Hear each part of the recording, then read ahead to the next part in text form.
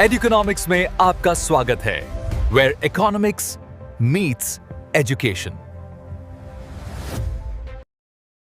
Good evening everyone. नमस्कार। हम लोग सीडीपी फाउंडेशन सीरीज देख रहे थे। एडुकोनॉमिक्स में आप सभी का स्वागत है। ये जो सीडीपी फाउंडेशन सीरीज है, इसका पार्ट 1 जो है ऑलरेडी आ चुका है। अगर आप लोगों ने अभी तक नहीं देखा है तो उसका लिंक डिस्क्रिप्शन में मैं दे दूंगा, आप लोग उसमें से देख लीजिएगा। पहले पार्ट 1 देख लीजिए, उसके बाद ही आपको पार्ट 2 जो है वो आपको अच्छे से समझ में आएगा। तो आज का क्लास शुरू करते हैं। कल हम लोगों ने already learner, learning teacher, facilitator, ये सभी के बारे में विस्तार से बात कर चुके हैं। आज के क्लास में हम लोग देखेंगे, क्लास को आगे बढ़ाते हुए, कि लर्निंग डिसेबिलिटीज। लर्निंग डिसेबिलिटीज का थोड़ा सा पहले बात कर लेते हैं कि अक्सर हम लोग देखते हैं कि बच्चों में कुछ कुछ डिसेबिलिटीज हम लोगों को देखने को मिलता है पढ़ाई के दौरान। तो आज के क्लास में हम लोग वो सब के बारे में बात करेंगे कि कौन से समस्याएं जो है उसको क्या कहा जाता है, उसके क्या क्या रेमेडीज है, टीचर को क्या करना चाहिए उसके लिए। ये सभी चीजें आज के इस वीडियो से हम लोग समझेंगे। आपको अगर वीडियो अच्छा लगे तो सब्सक्राइब कीजिएगा और अपने सभी दोस्तों को शेयर कीजिएगा। क्लास को आगे बढ़ाते हैं। सबसे पहले देखेंगे कि लर्निंग डिसेबिलिटीज, अधिगम विकार कहते हैं इसको। इसका मतलब क्या है? Learning disabilities are neurological disorder that affect a persons ability to read, पढ़ने में, राइट, लिखने में, स्पीक, बोलने में, या फिर और डू मैथमेटिकल कैलकुलेशन। हो सकता है कि उसको गणितीय या गणित बनाने में उसको प्रॉब्लम्स होती है। इस तरह की जो चीजें हैं, ये जिस भी बच्चे के अंदर मिलता है वो लर्निंग डिसेबिलिटीज के अंतर्गत आते हैं। डिस्पाइट नॉर्मल इंटेलिजेंस, मतलब कि उसके पास सामान्य बुद्धि है, लेकिन फिर भी ये सब चीजों में उसको कहीं ना कहीं कुछ दिक्कतें आती है। तो वो किसके अंतर्गत आएंगे? लर्निंग डिसेबिलिटीज, अधिगम विकार के अंतर्गत आएंगे। जैसे हिंदी में एक बार देख लेंगे कि अधिगम विकार वो न्यूरोलॉजिकल समस्याएं हैं जो व्यक्ति की पढ़ने, लिखने, बोलने या गणित करने की क्षमता को प्रभावित करती है, जबकि उसकी सामान्य बुद्धिमत्ता ठीक रहती है। ये एक बहुत इंपॉर्टेंट पॉइंट है कि जो उसका नॉर्मल इंटेलिजेंस है, मतलब उसका जो इंटेलिजेंस है वो नॉर्मल होता है, सामान्य होता है, लेकिन फिर भी उसको पढ़ने में, लिखने में, बोलने में या फिर मैथ्स के कैलकुलेशन बनाने में उसको कहीं ना कहीं कुछ दिक्कतें आती है। तो ये सभी चीजें लर्निंग डिसेबिलिटीज के अंतर्गत आएंगे। यहाँ पे हम लोगों ने दो चीज देखा कि ये किस तरह का डिसऑर्डर होते हैं, न्यूरोलॉजिकल डिसऑर्डर होते हैं। ठीक है, आगे बढ़ते हैं। नेक्स्ट, चलिए क्वेश्चन है आप लोगों के पास सामने। ठीक है, अधिगम विकार, लर्निंग डिसऑर्डर का सही अर्थ क्या है? आपको ये बताना है कि लर्निंग जो डिसऑर्डर है उसका सही अर्थ। देखिए, डिसेबिलिटी डिसऑर्डर वो एक ही चीज है। आपको ये बताना है कि ये क्या होते हैं। यहाँ पे आपके पास 4 ऑप्शन मिलेंगे, ए बी सी डी। ठीक है, आपको कमेंट करना है, इसका जो सही उत्तर है उसको कमेंट में लिखना है। क्वेश्चन वो नंबर 1 का आंसर आप ए बी सी डी में जो होगा आप उसको लिख करके कमेंट कीजिएगा।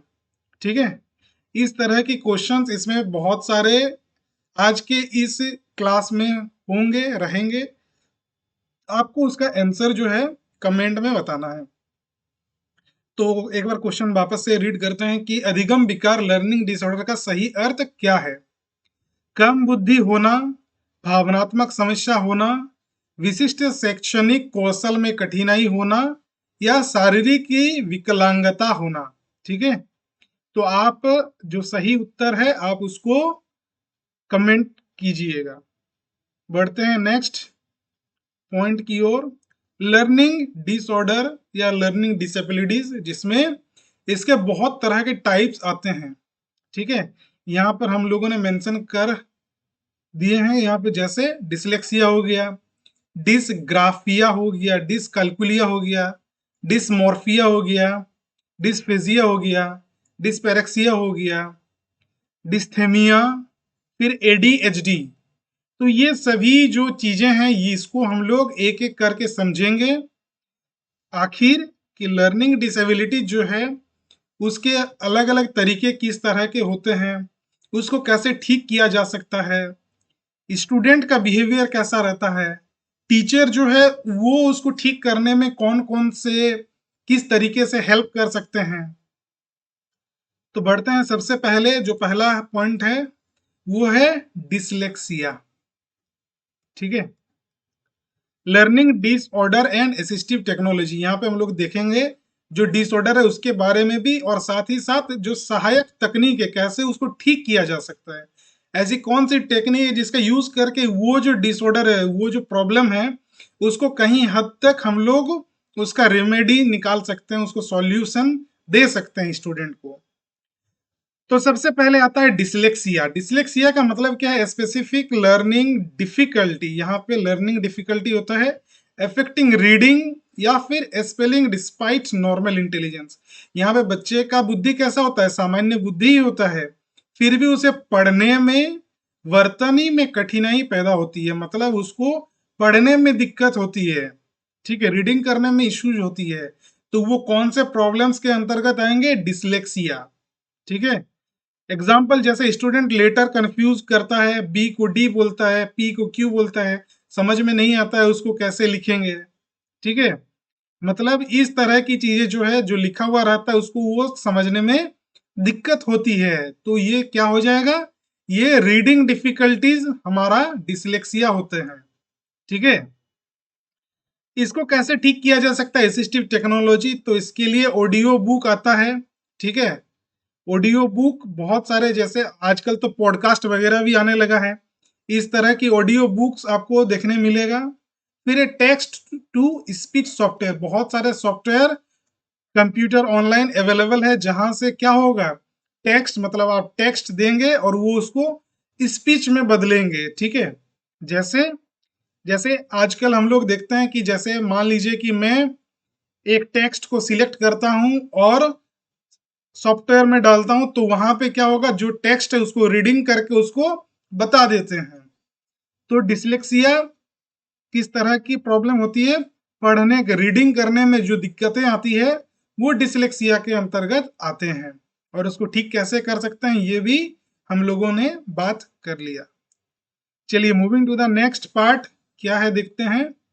अगला क्वेश्चन आप लोगों के पास आ गया है। ठीक है, सेम आपको क्या करना है, क्वेश्चन को रीड करना है। क्वेश्चन का जो आंसर है ABCD आपके पास है, आपको क्या करना है, कमेंट में क्वेश्चन नंबर 2 और उसका आंसर क्या करना है, आपको कमेंट कर देना है। ठीक है, डिसलेक्सिया किससे संबंधित है? ठीक है, राइटिंग, रीडिंग, फिर है आपका गणित मतलब मैथमेटिक्स, या फिर वाचन स्पीकिंग। ठीक है, तो आप लोगों को इससे पहले मैं ऑलरेडी बता चुका हूं कि डिसलेक्सिया क्या होती है, तो इस क्वेश्चन का आंसर आपको क्या करना है, कमेंट कर देना है। ठीक है, आगे बढ़ते हैं। डिसग्राफिया, अगला जो डिसऑर्डर है उसको बोलते हैं डिसग्राफिया। ठीक है, मीनिंग देख लेते हैं, difficulty in handwriting and written expression. ठीक है, किसी को लिखने में जो होता है, हैंड राइटिंग में किसी का हो सकता है कि डिफिकल्टी हो, वो सही से नहीं लिख पाता है। ठीक है, एंड राइटिंग एक्सप्रेशन, हो सकता है कि वो लिख करके अपनी चीजों को व्यक्त नहीं कर पाते हैं, एक्सप्रेस नहीं कर पाते हैं। तो इस तरह की जो भी प्रॉब्लम्स होती है उसको हम लोग कहते हैं डिसग्राफिया। ठीक है, हिंदी में क्या है कि लिखित अभिव्यक्ति और हैंडराइटिंग में कठिनाई।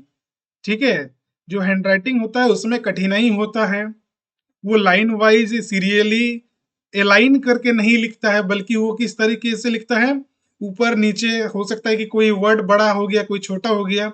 इस तरह से आप देखेंगे जब आप जैसे इंटर्नशिप में जाएंगे, या फिर वैसे बहुत सारे बच्चे आपको देखने को मिलेगा कि जिसका हैंडराइटिंग उस तरह का होता है, ठीक है। तो आपको क्या समझ जाना है कि वो कैसे हैं, कौन से डिसऑर्डर है उसमें, तो वो हो गया डिसग्राफिया, ठीक है। डिसग्राफिया, अच्छे से सुन लीजिए, डिसग्राफिया। डिसग्राफिया मतलब लिखने में, जैसे हम लोग बोलते हैं ऑटोग्राफ से क्या होता है, जैसे मान लीजिए कि मैं कहीं पे, हम लोग जैसे बोलते हैं ना कि ऑटोग्राफ दे दीजिए, तो ऑटोग्राफ से क्या होता है, ऑटोग्राफ से वो क्या करते हैं, साइन कर देते हैं, ठीक है। तो वैसे ही डिसग्राफिया, यहाँ पे जैसे ही ग्राफ वाला जो वर्ड आ गया, तो आपको इससे ऑटोग्राफ से समझ जाना है कि ऑटोग्राफ क्या होता है। तो उसमें हम लोग साइन करते हैं, इसका मतलब है लिख करके देते हैं। अगर लिख करके दे रहे हैं तो वो क्या हो जाएगा, वो राइटिंग या फिर रिटन या फिर हैंड राइटिंग का जो प्रॉब्लम है वो उसमें आ जाएगा। तो इससे आपको समझ जाना है कि डिसग्राफिया जो है वो कौन से डिसऑर्डर है, वो हैंड राइटिंग या रिटन डिसऑर्डर है, ठीक है। स्टूडेंट का हैंडराइटिंग अनरीडेबल रहता है, मतलब अच्छे से नहीं पढ़ सकते हैं, क्या लिखा है समझ में ही नहीं आता है, इस तरह की चीजें होती है। साथ ही वर्ड्स जो है वो अलाइन नहीं होते हैं, ठीक है। वो हो सकता है कि ऊपर नीचे लिखता होगा, ठीक है। किसी में कभी स्मॉल लेटर कभी कैपिटल लेटर को एक ही साथ ऊपर नीचे करके इस तरह से लिख देता है। तो वो फुल्ली डिसग्राफिया जो है वो आपको समझ में आ गया। असिस्टिव टेक्नोलॉजी, किस तरह से हम लोग उसको ठीक कर सकते हैं, वर्ड प्रोसेसर, ठीक है। एक वर्ड प्रोसेसर आता है, फिर स्पीच टू टेक्स्ट एप्स, या फिर लाइन पेपर। क्लियर है, यहां तक समझ में आ गया। तो इसको कैसे ठीक कर सकते हैं, वर्ड प्रोसेसर, यहां नीचे एग्जांपल दिया गया है, ठीक है। तो इसमें हम लोग देखते हैं कि बहुत सारी चीजें होती है, जैसे आप देखेंगे कि बहुत बार उस तरह की कॉपी आपको देखने को मिलता है जिसमें लाइन रहता है, ठीक है। इस तरह के लाइन वाला जो पेपर होता है, जिससे क्या होता है वो आराम से अच्छे से लिख सकते हैं, उसको समझ में आता है कि कैसे लिखना है, वो लाइन में अलाइन करके लिख सकते हैं, ठीक है। और बहुत सारे आजकल एप्लीकेशंस आते हैं, ठीक है, जो स्पीच टू टेक्स्ट, ठीक है, जो आप बोल रहे हैं उसको टेक्स्ट फॉर्म में चेंज करता है, ठीक है। आपको स्पीच टू टेक्स्ट एप्स, जैसे जैसे मान लीजिए कि आजकल तो इनबिल्ट भी आ गया है, जैसे व्हाट्सएप वगैरह होगी, आपको क्या करना है, वहां पे एक माइक का ऑप्शन रहता है, टैप करना है, आप बोलिए, आप जैसे जैसे बोलेंगे उसमें वो क्या होता जाएगा, वो लिखावट में कन्वर्ट होते जाएगा, ठीक है। फिर आप उसको सेंड कर दीजिए, तो वहाँ जैसे रिटर्न फॉर्म में वो चला जाता है, ठीक है। तो उसी प्रकार का जो ऐप्स है, ये बच्चे के अंदर जो डिसग्राफिया है उसको भी ठीक करने के लिए यूज किया जाता है,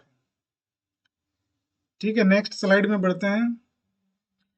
डिसग्राफिया या डिसग्राफिया का अर्थ है, क्या अर्थ है ये आपको बताना है, ठीक है। फिर आपको कमेंट करने के लिए ऑप्शन मिल गया। तो क्वेश्चन नंबर 3 में क्या है कि dysgraphia refers to difficulty in, किस में होता है, रीडिंग में होता है, लिसनिंग में होता है, राइटिंग में होता है, स्पीकिंग में होता है। तो ये आपको देखना है और इसको जो सही उत्तर है उसको आपको कमेंट कर देना है, ठीक है। यहां तक क्लियर है।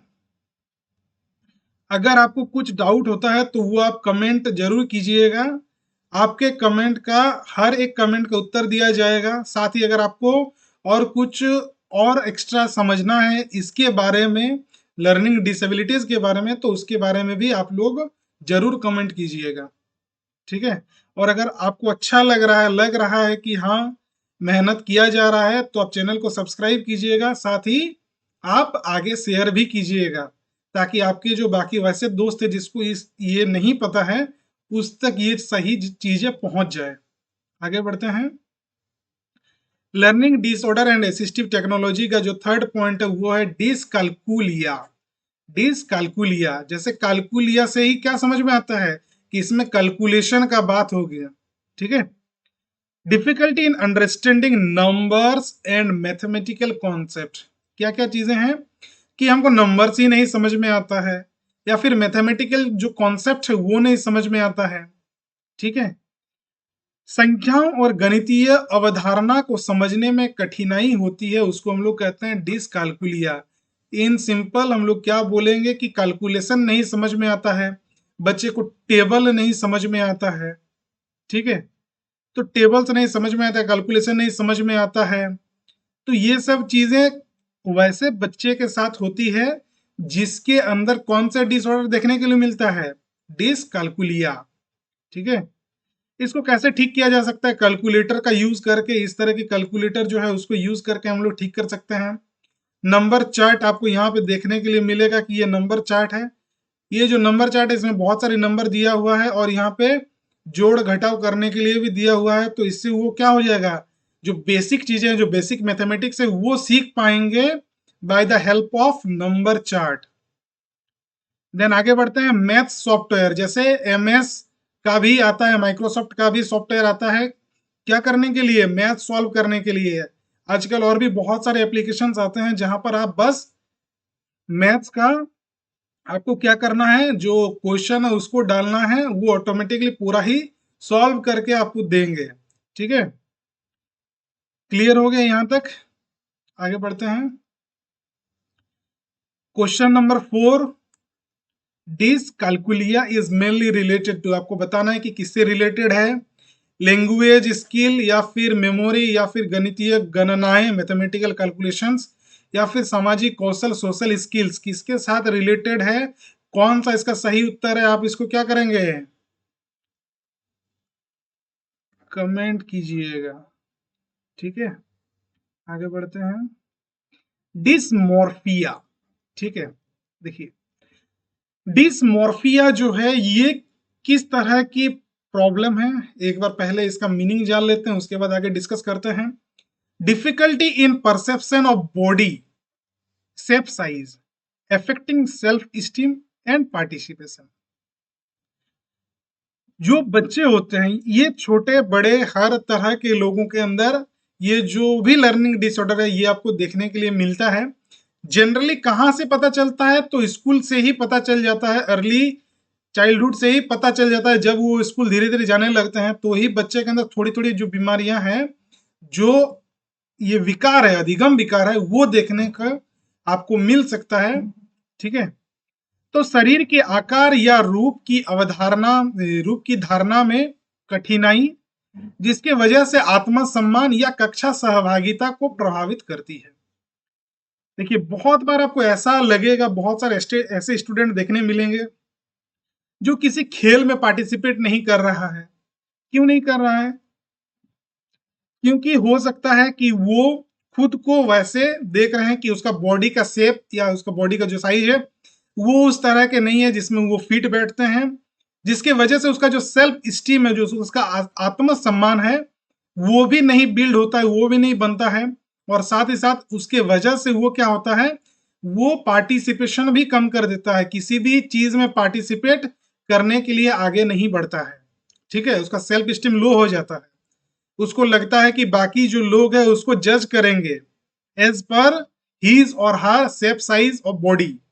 ठीक है, क्लियर हो गया। स्टूडेंट एक्सरसाइज या पी एक्टिविटी, ठीक है, अवॉइड करता है due to body image. Assistive technology क्या हो गया, counselling apps, supportive classroom environment, इस तरह की जो चीजें हैं वो उसके वजह से, जैसे सपोर्टिव क्लासरूम, अगर उसको सपोर्टिव होता है क्लासरूम, ठीक है, तो वहां पे क्या हो जाएगा, बाकी सब कोई उसको सपोर्ट करेंगे कि नहीं इसको क्लास में ही रखना है, उसके साथ किसी भी तरह की कोई भी भेदभाव नहीं होगा, तो ऑटोमेटिकली उसका जो सेल्फ स्टीम है वो धीरे धीरे बूस्ट हो जाएंगे, वो अच्छा होगा। ठीक है, और बहुत सारे काउंसलिंग एप्स होते हैं, काउंसलिंग के लिए आपका बहुत जगह सेमिनार भी होता है। ठीक है, और डॉक्टर के पास भी जाकर के काउंसलिंग कर सकते हैं। ठीक है, क्लियर है यहां तक।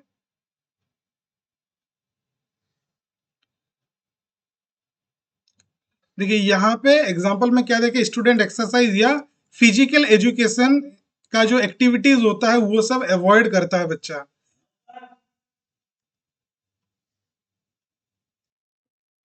ठीक है, तो यहाँ तक सबको समझ में आया? कुछ डाउट है? अगर डाउट हो रहा है तो आप कमेंट कर सकते हैं। आगे बढ़ते हैं। डिसफेसिया, ठीक है, अगला जो डिसऑर्डर है वो क्या है? डिसफेसिया। डिफिकल्टी इन लैंग्वेज एक्सप्रेशन और अंडरस्टैंडिंग, जैसे स्पोकन और रिटन। क्या होती है ये? भाषा की अभिव्यक्ति या समझ में कठिनाई, मौखिक या लिखित रूप में। ठीक है, लैंग्वेज एक्सप्रेशन बोलने में ही, स्पोकन में, या फिर अंडरस्टैंडिंग किसी और की भाषा जो है उसको समझने में कि वो क्या बोल रहे हैं, ये जो समझ है, ये जो प्रॉब्लम है, ये कैसा प्रॉब्लम के अंतर्गत आता है? तो डिसफेसिया। जैसे स्टूडेंट सेंटेंस फॉर्म करने में प्रॉब्लम या इंस्ट्रक्शन समझ नहीं पाता है, वैसे स्टूडेंट जो खुद सेंटेंस फॉर्म नहीं कर पाते हैं उसको उसमें दिक्कत होती है। साथ ही साथ वो हो सकता है कि इंस्ट्रक्शन समझ में उसको नहीं आ रहा है, टीचर जो इंस्ट्रक्शन दे रहे हैं वो उसको नहीं समझ में आ रहा है। तो लैंग्वेज या तो समझने का या फिर उसको एक्सप्रेस करने का, ये दोनों ही चीजों में अगर किसी स्टूडेंट को कुछ इश्यूज हो रही है तो वो कौन से अधिगम विकार में रहेंगे? डिसफेसिया। ठीक है, कैसे ठीक किया जाता है? स्पीच थेरेपी एप्स, बहुत सारे एप्स है जहां पे स्पीच थेरेपी होते हैं। पिक्चर कम्युनिकेशन बोर्ड, ठीक है, यहाँ पे देखिए आपको एक एग्जांपल देखने के लिए मिलेगा। यहाँ पर कम्युनिकेशन बोर्ड, ठीक है, वहां पे बहुत सारे अलग अलग तरह की फोटोज दिए रहता है, पिक्चर दिया रहेगा। ठीक है, और बच्चे क्या करेंगे? उस पिक्चर का यूज करके वो कम्युनिकेशन करने का कोशिश करेंगे। ठीक है, आगे बढ़ते हैं। डिस्प्रेक्सिया, अगला जो डिसऑर्डर हुआ है dyspraxia. Difficulty in coordinating movements and performing motor task, गति संयोजन या शारीरिक क्रियाएं करने में कठिनाई होती है। जैसे स्टूडेंट राइटिंग, लिखने में, टाइपिंग या फिर कैचिंग बॉल में प्रॉब्लम होती है। वो क्या होता है ना, चीजों के मूवमेंट के साथ खुद के मोटर टास्क को के दोनों के बीच संयोजन नहीं बिठा पाता है, एडजस्ट नहीं कर पाता है। ठीक है, जैसे मान लीजिए कि एक बच्चा जो है, बॉल उसके तरफ दिया गया तो वो बॉल कितनी देरी में आएगा और हमको पकड़ना है, ये दोनों चीजों को आपस में तालमेल बिठा करके काम नहीं कर पाता है। ठीक है, तो वो क्या हो जाएगा? वो हो जाएगा dyspraxia. Difficulty in coordinating movements, वो मूवमेंट को कोऑर्डिनेट नहीं कर पाता है, साथ ही साथ जो मोटर टास्क है उसको परफॉर्म नहीं कर पाते हैं। तो इस तरह की जो समस्याएं हैं वो डिस्पेरेक्सिया में आएंगे। ठीक कैसे किया जाता है? Adaptive keywords, occupational therapy tools, hand exercise, इस तरह की चीजों से उसके अंदर की ये जो समस्या है उसको ठीक किया जा सकता है। फिर अगला है डिस्थेमिया। ठीक है, डिस्थेमिया क्या चीज है? Mild but persistent depression affecting motivation and engagement, हल्की लेकिन लगातार चलने वाली अवसाद की स्थिति जो प्रेरणा और सहभागिता को प्रभावित करती है। ठीक है, वैसे स्टूडेंट जिसके अंदर स्ट्रेस की भावना रहेगा या फिर वो गिल्ट में रहेगा कि मेरे से ये गलती हो गया। ठीक है, कभी कभी हेल्पलेस महसूस करेगा खुद को कि पता नहीं, ठीक है, मैं इस दुनिया में अकेले ही हूँ, कोई नहीं है मेरा। इस तरह की चीजें उसको समझ में आता है, वैसा उसको लगता है। उसका सेल्फ स्टीम बहुत लो हो जाता है। ठीक है, या फिर उसमें चिड़चिड़ापन आ जाता है।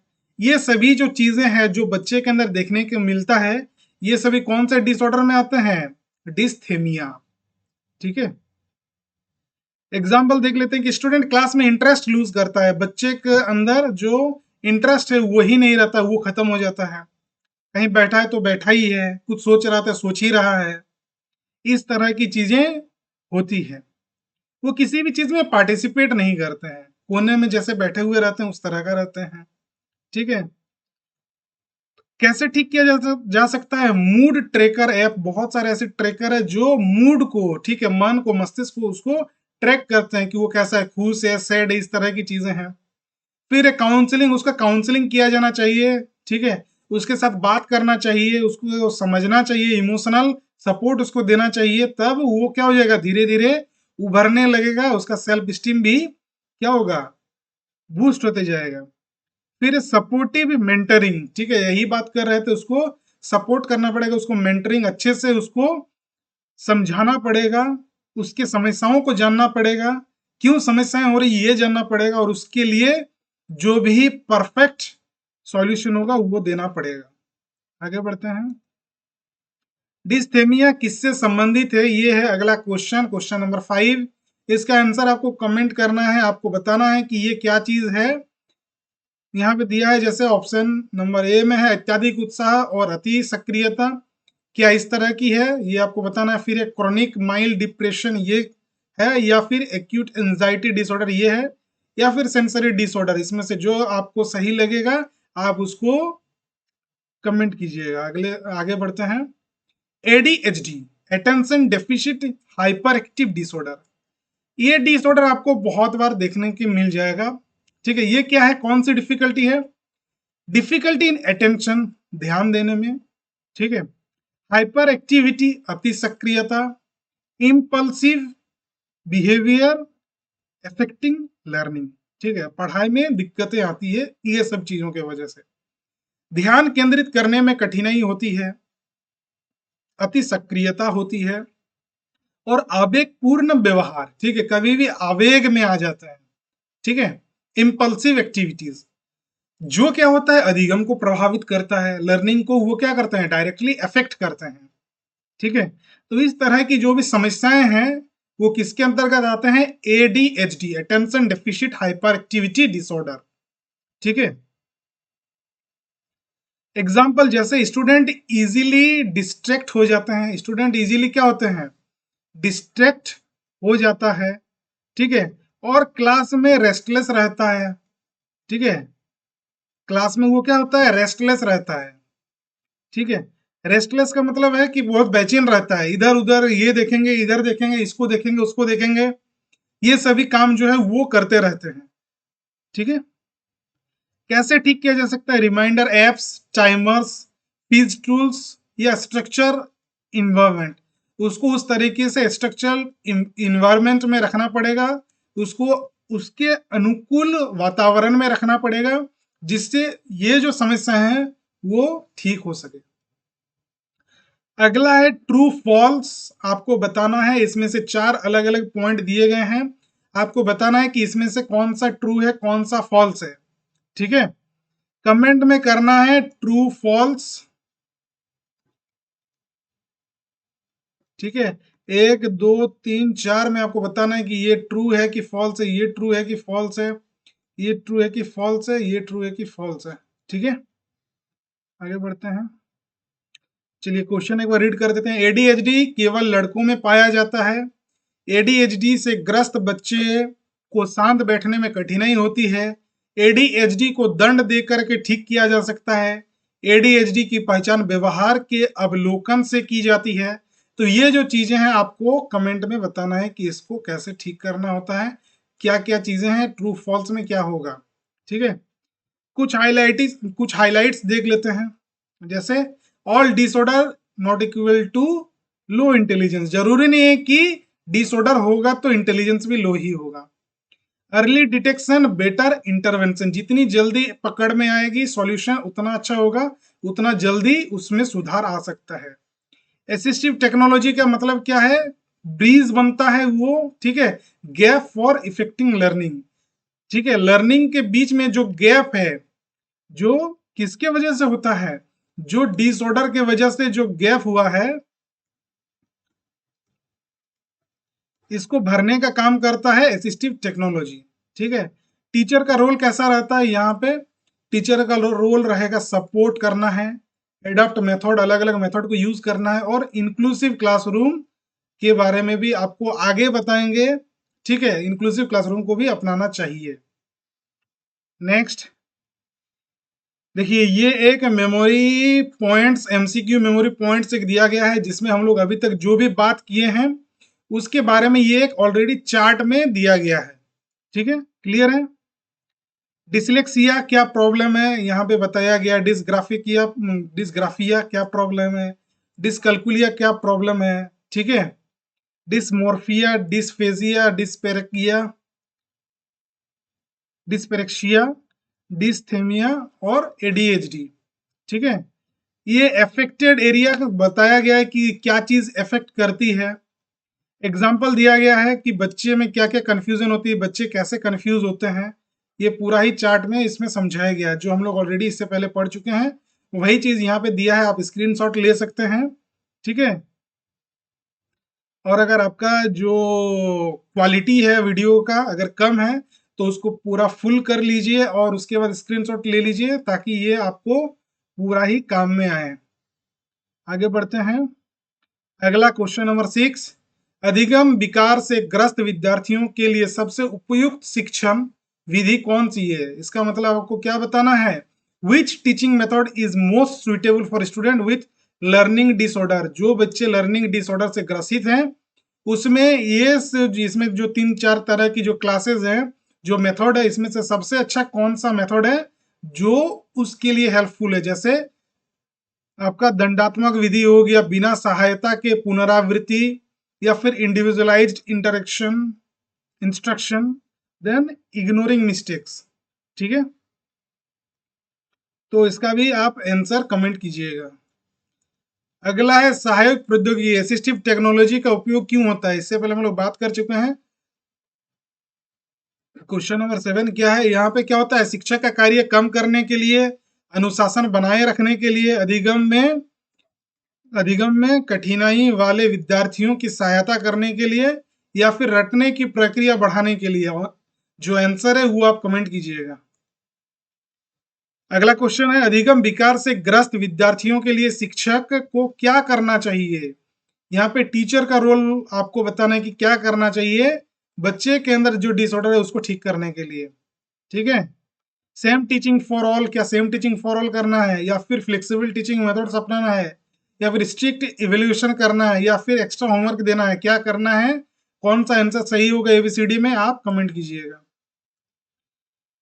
चलिए अगला और एक डिसऑर्डर देख लेते हैं, वो है autism spectrum disorder, ASD, autism spectrum disorder. ठीक है, मीनिंग इंग्लिश में एसडी इज डेवलपमेंटल डिसऑर्डर। ये क्या है, डेवलपमेंटल, इसको हम लोग डेवलपमेंटल या फिर न्यूरो डेवलपमेंटल बोलते हैं। ठीक है, दैट अफेक्ट्स कम्युनिकेशन, जो कम्युनिकेशन को अफेक्ट करता है, सोशल इंटरेक्शन को या फिर बिहेवियर को अफेक्ट करता है। Usually appearing in early childhood, कब मिलता है, अर्ली चाइल्डहुड में ये बच्चे के अंदर देखने को मिलता है। एसडी ऑटिज्म स्पेक्ट्रम डिसऑर्डर जो है एक विकासात्मक, न्यूरो विकासात्मक विकार है। ठीक है, ये डेवलपमेंट या फिर न्यूरो डेवलपमेंट हम लोग बोलते हैं। ठीक है, जो संचार मतलब कम्युनिकेशन, सामाजिक मेलजोल, सोशल इंटरेक्शन और व्यवहार में, बिहेवियर को क्या करता है, अफेक्ट करता है। ये बचपन में प्रकट होती है। ठीक है, एग्जाम्पल देख लेते हैं कि स्टूडेंट दूसरे बच्चों से बात नहीं करते हैं। बहुत बार आपको देखने को मिलेगा कि कोई बच्चा है किसी दूसरे बच्चे से बात ही नहीं कर रहा, चुपचाप खड़ा है। रिपीटेटिव बिहेवियर करता है, हो सकता है कि बहुत बार एक ही चीज को कर रहा है। ठीक है, कोई हाथ को ऐसे फ्लैप कर रहा है तो हाथ को फ्लैप ही कर रहे हैं। इस तरह की चीजें आपको देखने को मिलेगा। ठीक है, फिर क्या है, आई कांटेक्ट अवॉइड करता है। बच्चे जो होते हैं वो आई कांटेक्ट अवॉइड करते हैं, जिसके अंदर ऑटिज्म स्पेक्ट्रम डिसऑर्डर होते हैं वो आई कांटेक्ट को अवॉइड करते हैं। क्लियर है, चलिए आगे बढ़ते हैं। ऑटिज्म को स्पेक्ट्रम क्यों कहा जाता है, स्पेक्ट्रम क्यों कहा जाता है इसमें, क्योंकि इसके अंदर जो है इसके लक्षण जो सिम्टम्स होते हैं, तीव्रता भिन्न भिन्न होती है। सभी अलग अलग इंडिविजुअल्स में इसकी जो इंटेंसिटी है, उसकी जो सेवरिटी है, तीव्रता है, वो अलग अलग देखने को मिलता है। इसीलिए इसको स्पेक्ट्रम कहा जाता है, किसको, ऑटिज्म को। ठीक है, इस फिगर में आप लोग देख सकते हैं कि इसमें कौन कौन से स्पेक्ट्रम डिसऑर्डर में आते हैं। जैसे मोटर डिफिकल्टीज, ठीक है, हो सकता है उसको मोटर डिफिकल्टीज हो, रिपीटेटिव बिहेवियर, कोई एक ही काम को बार बार कर रहे हो, sensitivity to change and stimulation, ठीक है। फिर सोशल इम्पेडिमेंट, फिर कम्युनिकेशन डिफरेंस, किसी से बात करने का उसको मन ही नहीं करता है। अगला है autism disorder. Autism spectrum disorder क्या है, आपको इस क्वेश्चन का आंसर भी कमेंट करना है। Question number 9, an emotional disorder, ये इमोशनल डिसऑर्डर है, या फिर ए न्यूरो डेवलपमेंट डिसऑर्डर ये है, या फिर लर्निंग डिसेबिलिटी ये है, या फिर सेंसरी डिसऑर्डर ये है। आगे बढ़ते हैं कि ऑटिज्म स्पेक्ट्रम डिसऑर्डर जो है इसमें आपका क्या क्या कैरेक्टरिस्टिक्स होता है या साइंस होता है। Difficulty in verbal and non verbal communication, हो सकता है कि उसको वर्बल या फिर नॉन वर्बल कम्युनिकेशन में डिफिकल्टीज होता हो। वर्बल मतलब वो कम्युनिकेशन जिसमें हम लोग बात करते हैं, नॉन वर्बल मतलब बात के अलावा जो काम, जैसे इशारा हो गया, ये सभी चीजें जो है उसको नॉन वर्बल कम्युनिकेशन कहते हैं। चैलेंजेस इन सोशल इंटरेक्शन, उसको समाज में, सोशल में, सोसाइटी में किसी और के साथ बात करने में उसको दिक्कत होती है। रिपीटेटिव पैटर्न ऑफ बिहेवियर, ये हम लोग बात कर लिए हैं। रेस्ट्रिक्टेड इंटरेस्ट और फोकस ऑन स्पेसिफिक टॉपिक, किसी एक ही चीज पर वो इंटरेस्ट लगा करके बैठे हुए हैं।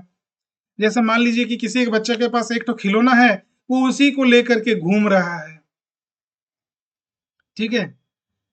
किसी चीज को, जैसे सेंसरी सेंसिटिविटी, जैसे नॉइज हो गया, किसी को नॉइज से प्रॉब्लम है, किसी को लाइट से प्रॉब्लम है, ठीक है, टच से प्रॉब्लम है, ये सभी जो चीजें हैं ये किसमें देखने को मिलता है, ऑटिज्म स्पेक्ट्रम डिसऑर्डर वाले बच्चे के अंदर। स्टूडेंट स्पेसिफिक टॉय या एक्टिविटी में ही फोकस करता है, देखिए अभी हमने इसका बात ऑलरेडी किया। या फिर लाउड नॉइज से इरिटेट हो जाता है, कहीं पर बहुत जोर से आवाज आया, नॉइज हुआ, तो वो उससे इरिटेट हो जाता है। आगे बढ़ते हैं। कॉज, कारण क्या क्या है, जेनेटिक फैक्टर्स, हो सकता है कि उसके डीएनए में उस तरह की बातें हो। ब्रेन डेवलपमेंट डिफरेंसेस, जब दिमाग विकसित हो रहा था, ब्रेन डेवलप हो रहा था, मस्तिष्क, उस समय कुछ डिफरेंसेस हुआ होगा। या फिर इन्वायरमेंटल ट्रिगर्स, जो वातावरण से उसको कुछ उस तरह की चीजें जिस उसके अंदर आना चालू हो गया है। ये लेस कॉमन होता है, ये जनरली नहीं होता है, जनरली यही दो चीज देखने को मिलता है। एग्जाम्पल, जैसे फैमिली में एच डी हिस्ट्री, किसी का हो सकता है कि डीएनए में उसके माता पिता में किसी के पास, या फिर आगे चल करके उसके जो दादा दादी थे उनमें से अगर किसी को थे फैमिली में, तो ये चीजें जो है वो आपका डीएनए से भी होता है। या फिर अर्ली ब्रेन डेवलपमेंट में डिफरेंस, जब ब्रेन का फुली डेवलपमेंट होना चाहिए था अर्ली टाइम पे, उस समय हो सकता है कि कुछ डिफरेंसेस हुई होगी, ठीक है। इसका असिस्टिव स्ट्रेटजी देखते हैं, टेक्नोलॉजी कैसे ठीक किया जा सकता है। कम्युनिकेशन बोर्ड्स एंड एप्स, बहुत सारे एप्स और आपका कम्युनिकेशन बोर्ड होता है, स्पीच जनरेटिंग डिवाइस होते हैं जिसका यूज करके ठीक किया जा सकता है। Visual schedules and timers for routine, routine के लिए विजुअल शेड्यूल एंड टाइमर्स का यूज करके। सेंसरी टूल्स, जैसे वेट वेस्ट हो गया, नॉइज कैंसलिंग हेडफोन, अगर किसी बच्चा को नॉइज से प्रॉब्लम है तो वो उसको नॉइज कैंसलिंग हेडफोन दिया जाएगा, जिससे बाहर की आवाज जो है वो कैंसिल हो जाएंगे, तो वहां पर वो शांत महसूस करेंगे, ठीक है। Social stories and apps to improve social skills, ठीक है। फिर एग्जाम्पल, पीसीएस यूज करके स्टूडेंट अपनी नीड्स एक्सप्रेस करता है। पीसीएस क्या है, इस तरह की चीजें हैं जिसमें पिक्चर रहता है और वो इस पिक्चर के माध्यम से बताता है कि उसको क्या चाहिए। जैसे यहाँ पे आई नीड लिखा हुआ है, उसको चाहिए, यहाँ पे 4-5 तरह की फोटोज लगा हुआ है, उसको बैलून है, ठीक है, ये कपड़ा है, यहाँ पे चॉकलेट है, यहाँ पे और भी कुछ चीजें जो है, अलग अलग तरह की चीजें रहेगी, और वो वहां से उठा करके इसमें रखेंगे, वो उससे आपको समझना है कि उसको क्या चाहिए, ठीक है। इस तरह से वो बातें करना चालू करते हैं। आगे बढ़ते हैं, अगला क्वेश्चन है, देख लीजिए कि which of the following statement about autism is correct. ABCD, autism से रिलेटेड कौन सा स्टेटमेंट है जो सही है, आपको इस चारों में से वो देखना है और वो आपको आंसर कर देना है, ठीक है। आप पॉज करके भी पढ़ सकते हैं, उसके बाद उसका आंसर देंगे। एग्जाम की हाइलाइट्स इसमें देख लेते हैं। ASD not equal to low intelligence, ठीक है, ये हम लोग इससे पहले भी देखे थे। Early intervention improve social and communication skills, ये भी पता है। देखिए अर्ली इंटरवेंशन से क्या होता है, अगर किसी चीज का जल्दी पता चल जाता है तो वहां से हम लोग जल्दी उसको क्योर कर सकते हैं, जल्दी उसको ठीक किया जा सकता है। तो इससे क्या हो जाएगा, उसका सोशल और कम्युनिकेशन स्किल्स जो है वो ठीक हो जाएगा। असिस्टिव टेक्नोलॉजी का यूज करके भी हम लोग उसके अंदर में जो डिसऑर्डर है उसको ठीक कर सकते हैं, या फिर उसको एक इस तरह से स्ट्रक्चर्ड बनावट अच्छे से अनुकूल, उसके अनुकूल एक अच्छा वातावरण उसको देंगे ताकि जिसमें वो पढ़ सके और उसका जो डिसऑर्डर वो ठीक हो सके। टीचर रोल इसमें कैसा रहता है, पेशेंस रहना चाहिए टीचर में, ठीक है, रूटीन फॉलो करना है, विजुअल एड्स यूज करना है, सपोर्टिव स्ट्रेटजीज को फॉलो करना है, ठीक है। फिर एमसीक्यू मेमोरी पॉइंट, आप पॉज करके इसका स्क्रीनशॉट भी ले सकते हैं। ये वही टेबल है जिसमें हम लोग अभी तक जो पढ़े उसको टेबल के फॉर्म में आपको दिए हैं, ताकि एक ही टेबल से आपको पूरा ही चीज समझ में आ जाए, याद हो जाए, ठीक है। कम्युनिकेशन में दिक्कत होता है, ये एसडी का है, ठीक है। फिर सोशल इंटरेक्शन में होता है, बिहेवियर में होता है, सेंसरी सेंसिटिविटी में उसको दिक्कत होती है। की पॉइंट्स दिया है, एग्जाम्पल दिया है और असिस्टिव टेक्नोलॉजी दिया हुआ है, कैसे ठीक किया जा सकता है, क्या क्या की पॉइंट्स है, कैसे उसमें अंदर क्या क्या चीजें होती है, कैसे पता चलेगा, इस बारे में ये टेबल दिया हुआ है, ठीक है। इसको आप पढ़ लीजिए। आगे बढ़ते हैं उसके बाद लर्निंग का ही और एक आगे बढ़ेंगे जब, तो उसमें अब लर्निंग डिसऑर्डर यहाँ पे कंप्लीट होता है। इसके बाद यहाँ पे आता है सिंक्रोनस एंड एसिंक्रोनस लर्निंग, ठीक है, ये लर्निंग का ही एक पार्ट है, सिंक्रोनस और एसिंक्रोनस लर्निंग, सिंक्रोनस असिंक्रोनस अधिगम, ठीक है। आगे चल करके हम लोग इसके बारे में डिस्कस करेंगे, देखते हैं कि सिंक्रोनस और एसिंक्रोनस लर्निंग जो है वो क्या चीज होती है, वो कहाँ यूज होती है, उसके बारे में हर चीज देखेंगे। तो सबसे पहले सिंक्रोनस लर्निंग का हम लोग बात करते हैं। यहाँ पे जो लर्निंग है that happen in real time, जो लर्निंग है, जो सीखने की चीज है, जो अधिगम है, वो कब होती है, रियल टाइम में होती है, मतलब वास्तविक समय में होती है, with teacher and learner interacting simul simultaneously, okay, simultaneously मतलब एक साथ, ठीक है, साइमुलटेनियसली एक साथ। Learning that happens in real time, जो रियल टाइम में होता है, जैसे टीचर और लर्नर उसमें रहेंगे इंटरेक्टिंग साइमुलटेनियसली, एक ही साथ, लगातार, साथ साथ, ठीक है। तो सिंक्रोनस अधिगम वह अधिगम होता है जिसमें शिक्षक और विद्यार्थी एक ही समय पर वास्तविक समय में संवाद और सीखने, मतलब कम्युनिकेशन और सीखने, लर्निंग की प्रक्रिया शामिल होती है, ठीक है। मतलब एक ही रियल टाइम पर एक ही समय में जैसे क्या हो रही है, जो टीचर है और जो स्टूडेंट है वो दोनों ही पार्टिसिपेट कर रहे हैं इन रियल टाइम, और दोनों ही वहां पर एक्टिविटी के बाद सीख रहे हैं, ठीक है। एग्जाम्पल जैसे ऑनलाइन लाइव क्लास में क्या होता है, आपको रियल टाइम में रहना पड़ता है। जैसे ही लाइव क्लास जो चलता है, जैसे गूगल मीट हो गया, गूगल मीट में हम लोग लाइव क्लास करते हैं, ठीक है। जूम हो गया, इसमें लाइव मीटिंग्स वगैरह होती है। क्लासरूम के लिए भी हम लोग गूगल मीट का यूज करते हैं, ठीक है। Classroom discussion where teacher answer question immediately, यहाँ पर आप क्वेश्चन पूछेंगे और आपको तुरंत उसका जवाब मिलेगा, तो वो कब हो सकता है, वो रियल टाइम में ही हो सकता है, ठीक है। आगे बढ़ते हैं, क्वेश्चन नंबर 11 देख लीजिए कि सिंक्रोनस लर्निंग का सही अर्थ क्या है, ठीक है।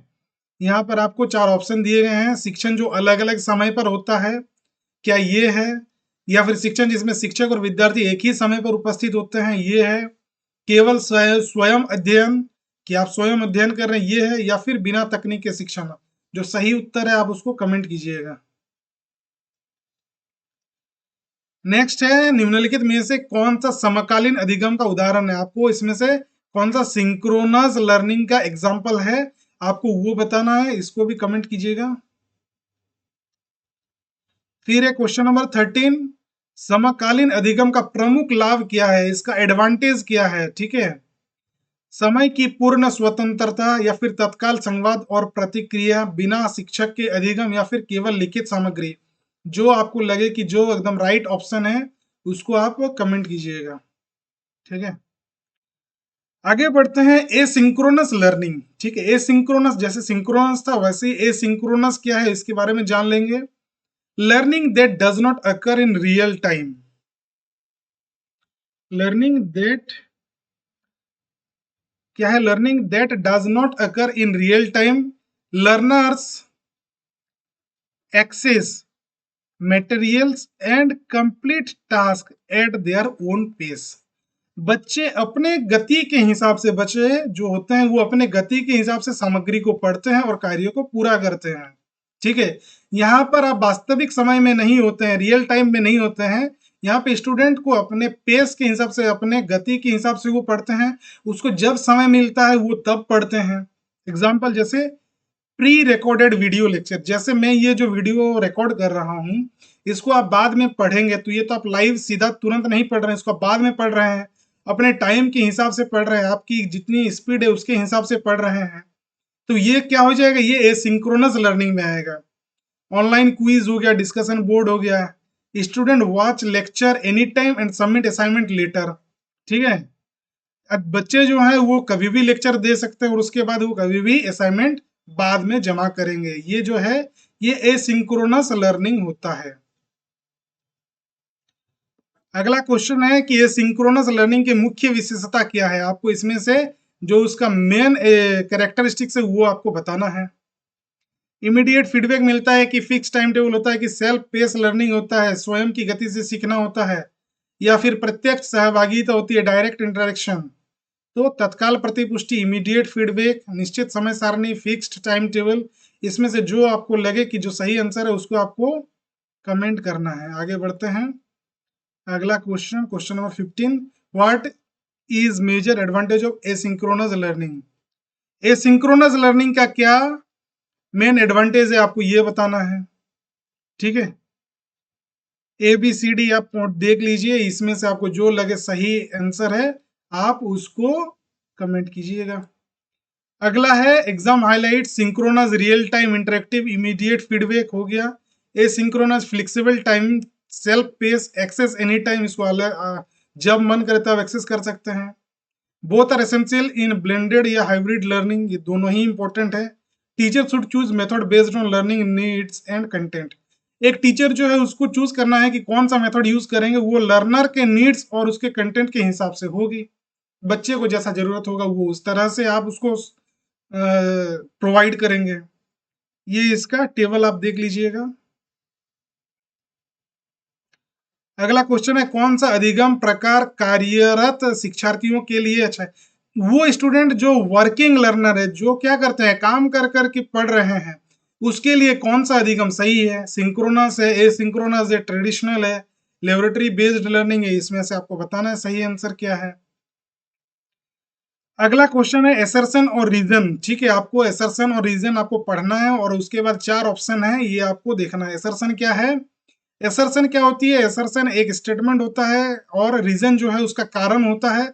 आपको बताना होता है कि जो रीजन है, मतलब जो कारण, जो स्टेटमेंट है, एसर्शन है, वो सही है कि नहीं है, या फिर जो रीजन है वो सही है कि नहीं है, या फिर दोनों गलत है। इस तरह की चीज आपको ऑप्शन में दिए रहेंगे, इसके बारे में आपको देखना है। जैसे अधिगम अक्षमता बुद्धि स्तर से संबंधित नहीं होती है। Learning disabilities is not related to intelligence level. यहाँ पे फिर उसका रीजन दिया है कि जैसे अधिगम अक्षमता वाले बच्चों की बुद्धि सामान्य या सामान्य से अधिक हो सकती है। Children with learning disabilities may have average और अबव एवरेज इंटेलिजेंस। ये आपको देखना है कि ये दोनों में से कौन सा सही है। ठीक है, अगर असम्पशन और रीजन दोनों ही सही है तो रीजन और असर्शन की सही व्याख्या करता है। आपको ए बी सी डी में आपको जो सबसे सही लगे उसको बताना है। अगला क्वेश्चन है क्वेश्चन नंबर 18, असर्शन और रीजन दो अलग अलग है। यहाँ पर फिर से आपको दिया गया है, इसको आप पढ़ लीजिए। ठीक है, और इसका जो सही आंसर है वो आप कमेंट कीजिएगा। ठीक है, पॉज करके पढ़ लीजिए। ठीक है, आगे बढ़ते हैं। अगला क्वेश्चन है, अधिगम विकार से ग्रस्त बालक की बुद्धि सामान्यतः कैसी होती है?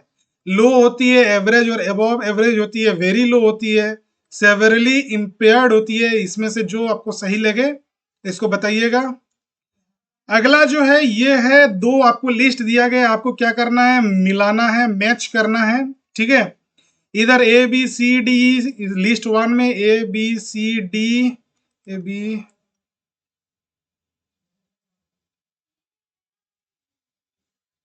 वेट,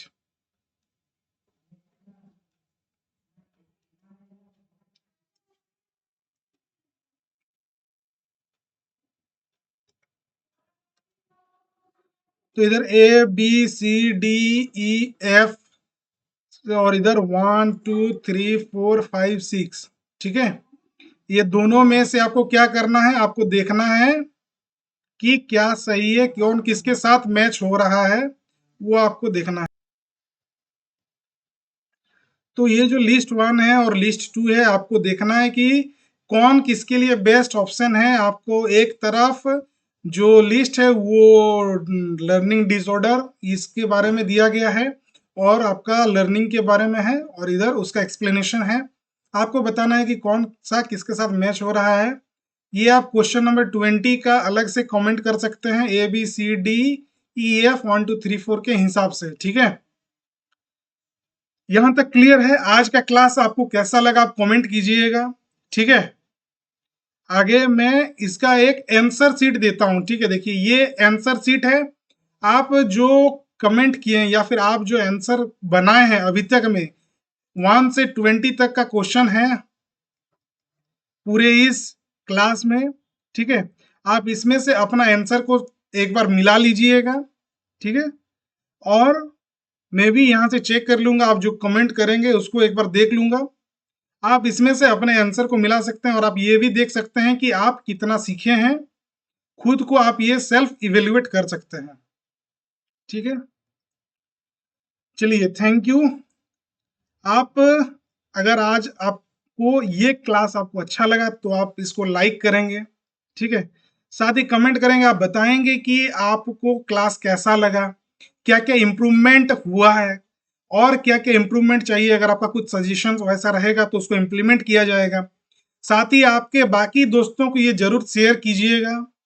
ठीक है, ताकि ये वीडियो वैसे स्टूडेंट्स तक पहुंचे जिसको इस चीज के बारे में, या सीडीपी की जो सीरीज है, ये जो फाउंडेशन सीरीज शुरू किए हैं, इसके बारे में अगर नहीं पता होगा तो उसको वो जानकारी हो जाएगी। ठीक है, और आप लोगों के लिए बहुत मेहनत किया जा रहा है, आगे भी करते रहेंगे। तो अगर आपको अच्छा लग रहा है, वीडियो में क्वालिटी आपको दिख रहा है, क्वालिटी टाइप इसमें है अगर कुछ, तो आप सब्सक्राइब भी कीजिएगा। ठीक है, बेल आइकन दबा दीजिएगा ताकि आपको नोटिफिकेशन तुरंत मिले। बाकी all the best for your exams, जो भी अपकमिंग एग्जाम है। मैं कोशिश करूंगा कि एग्जाम से रिलेटेड सभी अपडेट और जो टॉपिक है उससे रिलेटेड आपको ऐसा क्लास में दे सकूं, इस क्लास को करने के बाद आपको कहीं दूसरे जगह जाने की जरूरत ना पड़े, यहीं से आपका पूरा कॉन्सेप्ट क्लियर हो जाए। ठीक है, तो बहुत बहुत धन्यवाद आप सभी को, आपने समय निकाल करके इस पूरे क्लास को देखा। और आज का अप्रोच आपको कैसा लगा ये भी कमेंट करके जरूर बताइएगा। बहुत बहुत धन्यवाद। अपना ख्याल रखिए, पढ़ाई को जारी रखिए। Thank you.